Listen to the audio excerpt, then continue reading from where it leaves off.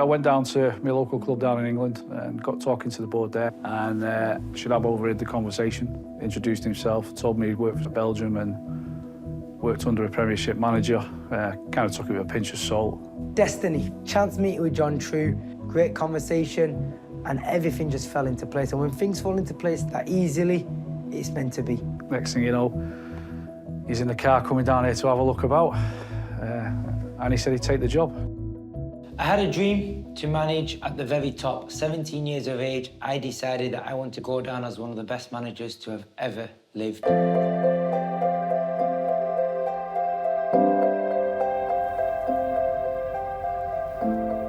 I'd written to every club in the United Kingdom, in Europe, in Asia, in Oceania. I must have written to every club over the course of 2-3 years. That approach wasn't working. I flew to Malta. I didn't have an interview. I got to the club. I waited for 2-3 days. I finally wore the chairman down and got a meeting, presented everything, didn't get the job, but that was the way I had to try and force my way into management. Samoa, the deal was very simple.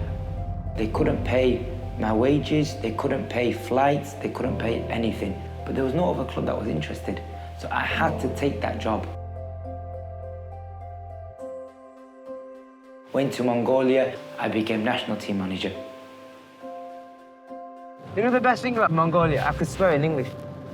Nobody understood, innit? No referees understood. Got a long way to go, but every year, every season was a step closer to my dream. I was born in Preston. My mum and dad live literally a minute down the road, so playing football in the streets, school was around the corner. That's where the love for football came.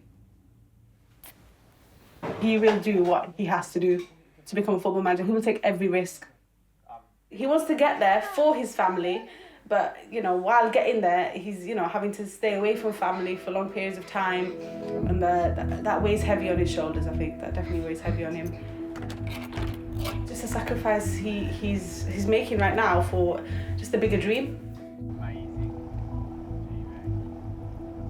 So on our way to Hesketh Bank, which was my first managerial gig, was an incredible season. And Paul Sargent, one of the best chairmen I've ever had.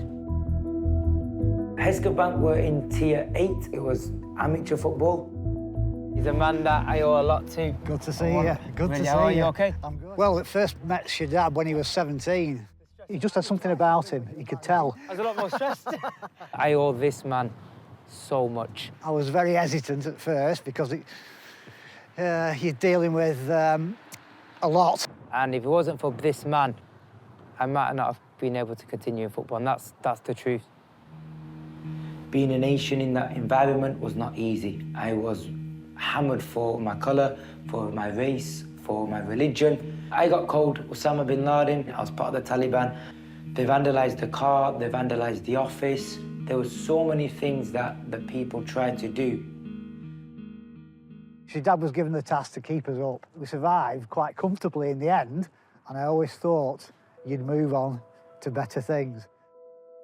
I might be the only Asian manager in Britain, but if I'm successful, it means that my community is successful, and this has to open up doors for others